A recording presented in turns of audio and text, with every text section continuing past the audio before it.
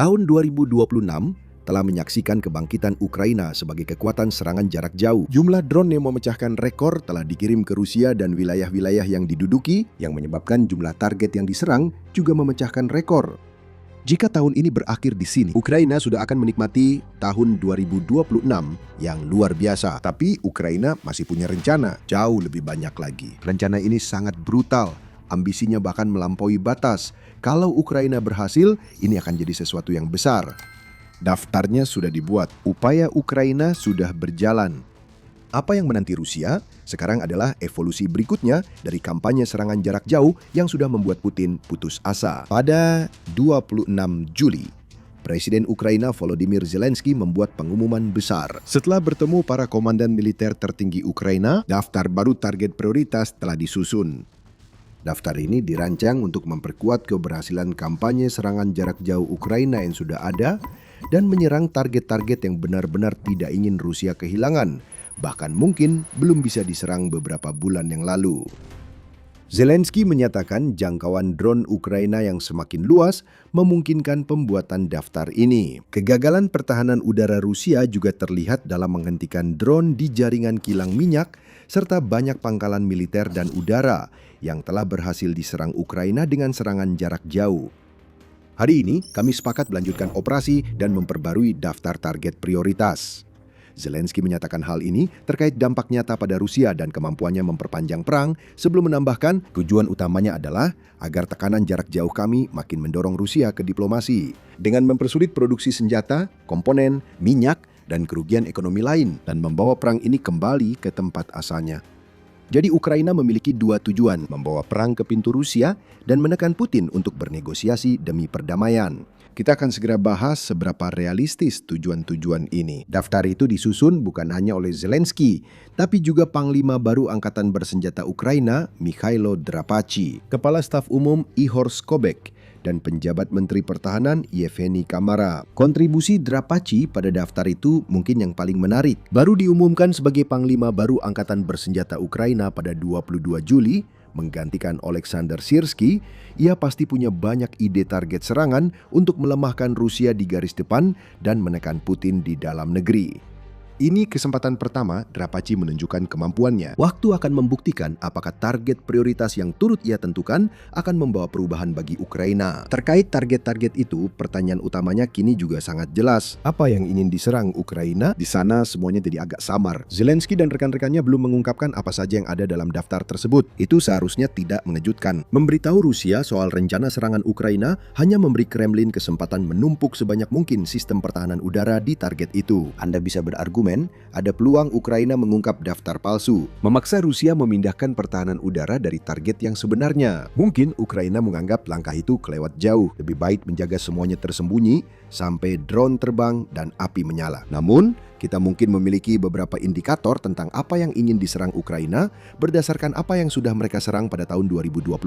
Tahun ini, Ukraina telah meluncurkan strategi serangan jarak jauh besar-besaran yang mengakibatkan kilang minyak dan infrastruktur energi, pabrik militer, pertahanan udara dan pusat logistik, bahkan jaringan listrik di Crimea yang diduduki terus-menerus diserang oleh drone jarak jauh. Ukraina juga secara sistematis menghancurkan kapal armada bayangan di Laut Azov dan Laut Hitam selama Juli, mencapai total 192 kapal yang diserang hingga 22 Juli. Dan tentu saja ada Wildberries yang tak kalah heboh. Versi Amazon dari Rusia telah mengalami serangan besar-besaran yang telah menghancurkan sekitar 1/10 dari gudang dan stok perusahaan tersebut. Menurut laporan Newsweek tanggal 27 Juli, kerusakan dari serangan-serangan itu diperkirakan bernilai miliaran dolar. Itulah tujuan utama Ukraina, yaitu memberi kerugian ekonomi sebesar mungkin pada Rusia. Dengan pemikiran itu, kita bisa asumsikan beberapa target prioritas punya komponen ekonomi. Lebih banyak fasilitas Wildberries mungkin akan menjadi sasaran serangan. Namun, masih ada 90% jaringan logistik perusahaan yang tersisa. Artinya, masih ada kerugian miliaran dolar lagi akibat bisnis yang disasar karena menjual perlengkapan militer, drone, dan komponen ke tentara Rusia. Kami yakin lebih banyak kilang minyak ada dalam daftar itu. Pada 25 Juli, Ukraina menyerang kilang minyak Tyumen sekitar 2.000 km dari garis depan. Di sini kita melihat jangkauan luar biasa yang kini bisa dicapai drone Ukraina. Kini, kilang-kilang yang dulu tak bisa diserang mungkin jadi target utama.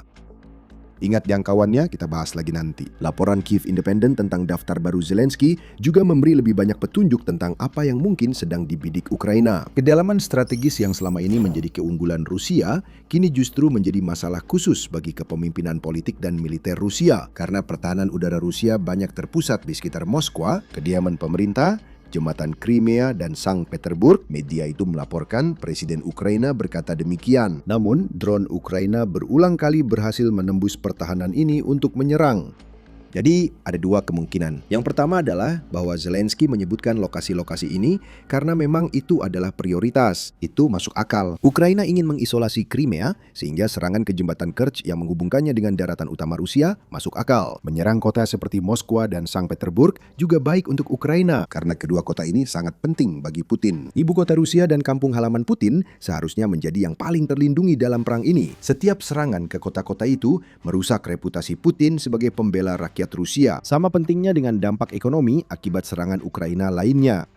Untuk kemungkinan kedua, Ukraina mungkin melacak pergerakan pertahanan udara Rusia. Putin memperkuat pertahanan di lokasi yang disebut Zelensky. Itu mungkin berarti bahwa target-target lain yang sebelumnya dianggap tidak bisa diserang, sekarang berada dalam jangkauan dan tidak memiliki pertahanan yang mereka butuhkan untuk melindungi diri. Rusia dilaporkan memindahkan pertahanan udara dari Arktik demi melindungi lokasi yang dianggap paling penting oleh Putin. Zelensky mengklaim Rusia sedang memindahkan sistem pertahanan udara di seluruh negeri, yang menunjukkan bahwa Ukraina tahu dari mana sistem-sistem ini berasal dan oleh karena itu tahu target mana yang menjadi lebih rentan. Mungkin target-target baru yang kini rentan menjadi prioritas saat Putin berupaya melindungi diri dan kelompok Rusia tertentu dengan pertahanan udara. Kita lihat saja nanti. Zelensky menegaskan ke Rusia bahwa mereka tak bisa menghentikan apa yang akan terjadi. Presiden Ukraina menunjukkan angka-angka. Lebih dari 1.000 misi serangan jarak jauh telah berhasil dilakukan oleh Ukraina sejak mereka meluncurkan kampanye sanksi jarak jauh lebih awal pada tahun 2026. Serangan-serangan itu semakin dalam dan semakin jauh. Serangan ke kilang Tyumen bahkan bukan rekor. Rekor itu dipegang oleh serangan yang terjadi beberapa hari sebelumnya di kilang Omsk yang berjarak sekitar 2.500 km dari perbatasan Ukraina dengan Rusia. Menurut Zelensky, jangkauan drone mereka belum maksimal. Ukraina sekarang dapat menyerang target yang berjarak 3.000 km atau lebih, sehingga wilayah Ural, Siberia, banyak wilayah jauh dari Moskow juga berada dalam garis tembak. Sekali lagi, ini semua tentang pesan yang ingin disampaikan. Zelensky ingin Putin menyadari bahwa luas wilayah yang dulu jadi kekuatan utama Rusia kini justru menjadi beban. Rusia harus memindahkan pertahanan udaranya karena kekurangan sistem untuk melindungi semua wilayah. Seiring jangkauan drone Ukraina bertambah, daftar target pun terus bertambah. Hal ini memungkinkan pemilihan target prioritas baru. Ukraina kini senang membuat Rusia terus menebak apakah mereka akan menyerang Moskow atau Saint Petersburg dan Crimea dengan lebih keras sebagai kelanjutan kampanye brutal ini, atau akankah mereka menghantam target-target di jarak yang lebih jauh lagi yang kini lebih lemah dari sebelumnya karena mereka sudah tidak memiliki pertahanan udara. Rusia tidak akan mengetahuinya sampai serangan itu terjadi. Berbicara tentang jarak, apa yang menurut Putin harus dilindungi akan segera berubah karena Ukraina mengembangkan senjata yang bisa menyerang lebih jauh lagi daripada yang dimilikinya sekarang. Itu bisa menjadi benar-benar mengubah keadaan. Tapi sebelum kita membahas lebih dalam, ini adalah pengingat bahwa Anda sedang menonton acara militer. Jika Anda belum berlangganan, sekarang adalah waktu yang tepat untuk menekan tombol dan mengaktifkan notifikasi agar Anda termasuk yang pertama melihat apa yang akan kami hadirkan selanjutnya di saluran ini. Ukraina membuktikan mampu menyerang target hingga 3.000 km. Masih akan ada lebih banyak lagi, jauh lebih banyak lagi. Beberapa hari sebelum dia mengungkapkan adanya daftar target prioritas baru Ukraina, Zelensky mengungkapkan bahwa Ukraina sedang aktif bekerja untuk memperluas jangkauan drone mereka sehingga dapat menyerang target yang berjarak hingga 4.000 km dari perbatasannya. Zelensky mengklaim pekerjaan itu harus selesai sebelum akhir 2026.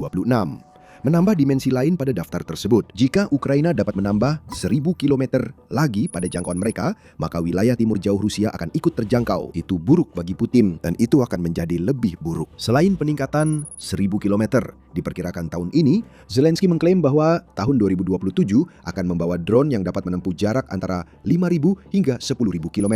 Presiden Ukraina tidak mengungkapkan lebih banyak dari itu. Sekali lagi, dia memang sengaja berhati-hati dengan detailnya. Namun, Zelensky pasti telah melihat teknologi yang belum diungkap Ukraina kepada dunia maupun Rusia sebelum membuat klaim ini. Ini peringatan lain untuk Putin. Ukraina sudah memiliki daftar itu dan segera akan bisa menyerang target-target yang tak pernah dibayangkan Putin bisa diserang. Selain itu, Ukraina juga sedang mengembangkan rudal balistiknya sendiri. Rudal itu yang dikembangkan Firepoint Perusahaan di balik banyak drone jarak jauh yang dipakai Ukraina melawan Rusia bukan sekedar konsep. Pada laporan 18 Juli, Kiev Post mengungkap Firepoint mengklaim misil itu hampir selesai dan mungkin siap digunakan melawan Rusia paling cepat pada musim gugur 2026. Pemilik dan kepala desainer Firepoint, Dennis Tillerman, berbicara tentang misil baru perusahaannya, militer yang menentukan lokasi serangan. Saya rasa ini langsung jadi target signifikan. Firepoint tengah mengembangkan dua rudal balistik FP7 memiliki jangkauan hingga 200 km, sedangkan FP9 dapat menyerang target sejauh 855 km dari Ukraina. Jadi, ada lebih banyak spekulasi tentang daftar baru ini. Mungkin beberapa target prioritas adalah lokasi yang sebelumnya sudah pernah diserang Ukraina dengan drone. Tapi begitu Ukraina mendapatkan rudal balistik jarak jauh, lokasi-lokasi itu bukan hanya diserang, tapi benar-benar dihancurkan dengan senjata berdaya ledak jauh lebih besar. Berikut yang kami perkirakan. Prioritas baru Ukraina kemungkinan mencakup target yang sudah pernah diserang sebelumnya, seperti jembatan Kerch, dan target-target yang sekarang mungkin bisa diserang di Siberia, serta wilayah timur jauh Rusia karena jangkauan drone Ukraina makin jauh. Jika Firepoint benar dan rudal balistik akan tersedia dalam 1-2 bulan ke depan, kami juga memperkirakan serangan lebih kuat terhadap kilang minyak Rusia di perbatasan, terutama yang mungkin telah sistem pertahanan udaranya dipindahkan dan dibawa kembali ke Moskow. Ukraina kini memiliki persenjataan dengan jangkauan dan kekuatan beragam.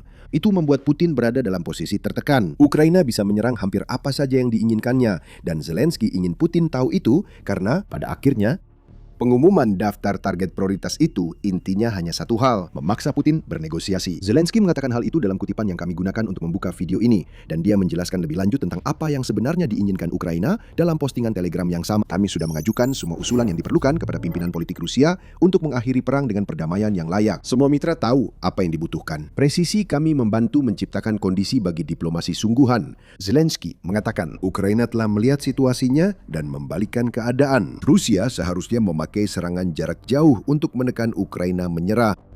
Selama bertahun-tahun, Rusia bisa melakukannya karena Ukraina tak punya ancaman jarak jauh setara Rusia.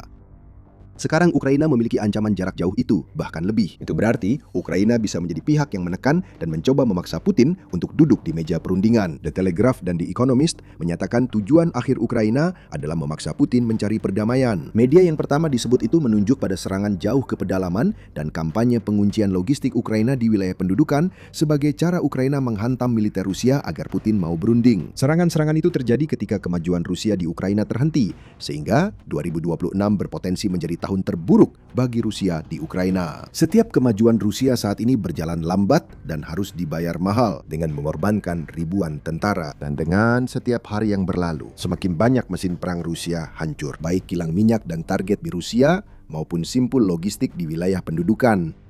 Majalah The Economist melangkah lebih jauh, menyatakan bahwa Ukraina secara terang-terangan mencoba mengancam Putin agar mau melakukan pembicaraan damai. Tidak bisa dibilang kami tidak setuju. Daftar baru Ukraina adalah salah satu ancaman paling jelas yang pernah kami lihat datang dari negara itu. Dan itu adalah ancaman yang didukung oleh semua keberhasilan serangan jarak jauh yang telah dicapai Ukraina di tahun 2026 sejauh ini. Ancaman Tuan Zelensky bukanlah ancaman kosong. Ukraina sedang membombardir kilang-kilang minyak di Rusia, memaksa penjatahan bensin di lebih dari selusin wilayah. Serangan ke jalan, jembatan, kilang minyak, dan feri ke Crimea membuat semenanjung yang dicaplok Rusia itu kekurangan pasokan, sehingga kelompok militer besar yang berpangkalan di sana kehilangan kemampuan untuk berfungsi, kata media tersebut. Ukraina tahu sebagian besar Rusia ingin menghindari rasa sakit yang sudah mereka alami. Karena itu, Ukraina mengungkap keberadaan daftar barunya. Tapi Putin bukan seluruh Rusia, dan itu mungkin akan menjadi masalah. Strategi Ukraina untuk memaksa Putin ke meja perundingan mungkin tidak akan berhasil, karena Putin sudah terlalu dalam menggali lubang dengan invasinya ke Ukraina, sehingga dia tahu dia akan terkubur di lubang itu jika dia menyerah dalam bentuk apapun. Hal itu terlihat dari retorika baru Rusia soal pembicaraan damai.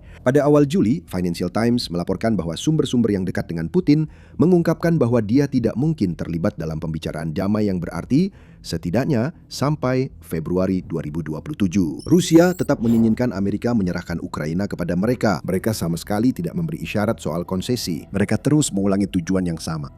Posisi negosiasi mereka tidak memungkinkan pembicaraan bermakna, kata salah satu sumber kepada media tersebut. Alih-alih mengakui kerusakan yang dilakukan Ukraina dan yang akan mereka perbesar nanti, Putin justru semakin mengeraskan sikapnya karena ia bersikeras bahwa Rusia sedang menang, meski semua bukti berkata lain. Putin ingin lebih banyak konsesi saat Ukraina mungkin berada di posisi terkuat selama invasi ini. Itu tidak masuk akal. Dan itulah masalahnya. Putin telah larut dalam perangnya sendiri. Pada 27 Juli, Kremlin meremehkan rencana gencatan senjata udara yang dikabarkan disiapkan Amerika Serikat dan Ukraina. Mereka menyebut laporan itu hanya spekulasi media dan tidak kredibel tanpa rencana yang diajukan. Respon tersebut tidak menunjukkan antusiasme pada proses perdamaian yang selama ini hanya pura-pura diikuti Putin demi mendapatkan keinginannya dari Ukraina. Rusia juga kecil kemungkinan ingin gencatan senjata di udara. Meski itu bisa menyelamatkan negara dari apa yang akan datang saat Ukraina mulai menindaklanjuti daftar prioritasnya. Itu juga berarti Rusia tak bisa lagi meluncurkan rudal dan drone ke warga sipil Ukraina yang merupakan bagian utama dari strategi teroristik Rusia. Ukraina utamakan perdamaian. Tapi jika Putin berkata tidak, serangan akan datang. Tembakan peringatan baru dilepaskan beberapa hari setelah Zelensky mengumumkan daftar Ukraina saat Ukraina mengirimkan 390 drone ke wilayah Moskow. Rusia mengklaim telah mencegat sebagian besar drone, namun Ukraina mungkin hanya ingin mengingatkan Putin bahwa Moskow tidak aman. Begitu juga dengan tempat lain di Rusia. Euromaidan Press melaporkan bahwa sudah terjadi peningkatan serangan jarak jauh Ukraina sebesar 1.150% sejak awal tahun 2026.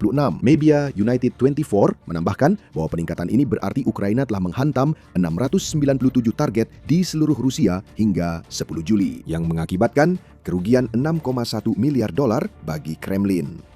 Jika Putin menolak tekanan, serangan akan terus berlanjut. Itulah pesan yang ingin Zelensky tanamkan ke kepala Putin saat Ukraina bersiap melancarkan putaran baru serangan terhadap target-target prioritasnya. Sekarang Putin harus takut pada yang tak terduga. Dia tidak akan tahu kapan drone-drone Ukraina akan datang atau apa yang akan mereka serang sampai Ukraina memberitahunya melalui kobaran api dan ledakan yang terjadi. Pantau saluran ini dalam minggu-minggu mendatang. Kami kemungkinan akan melaporkan beberapa target prioritas baru Ukraina. Dan sambil menunggu laporan yang pasti akan datang itu, kenapa tidak mempelajari sedikit lebih banyak tentang serangan-serangan wildberries? Kami sudah menyebutkannya dan tidak heran jika lebih banyak fasilitas perusahaan itu masuk daftar Ukraina. Jika ingin tahu alasan wildberries jadi target besar, tonton video kami. Kami membahas serangan Ukraina dan mengungkapnya sebagai bagian dari kampanye tekanan agar rakyat Rusia menentang Putin. Dan jika Anda menikmati video ini, jangan lupa langganan acara militer dan aktifkan notifikasi. Anda akan terus mengikuti perkembangan saat Ukraina mulai menghantam target-target dalam daftarnya. Dan terima kasih seperti biasa sudah menonton.